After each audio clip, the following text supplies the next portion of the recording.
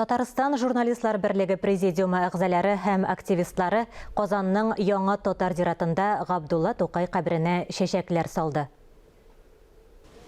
Сүз һәм каләм осталарының бийек шагыйренең туган көнендә каберен зиярат кылуы күркәм гадәткә әйләнде.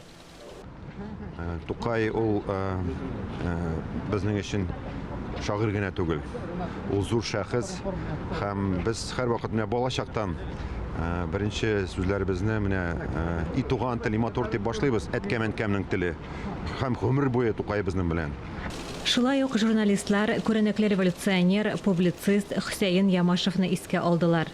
Мәгълүм булганча, ул Оренбургта Урал исемле беренче революцион татар газетасын нәшр итә. 1971 елда республикада журналистларның Хөсәен Ямашев исемендәге премиясе булдырыла.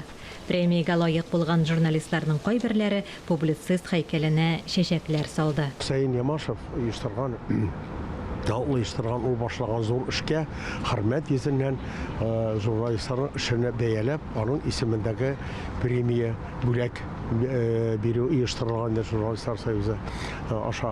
Һәм безнең тапшырулар без КАМАЗ төзибез дигән циклдан КАМАЗны төзүчеләр, шәһәр төзүчеләр һәм яңа коллективта беренче килеп урнашып эшли башлаган кешеләр турында радио, телевидение тапшырулар шулай зур бәяләнгән иде.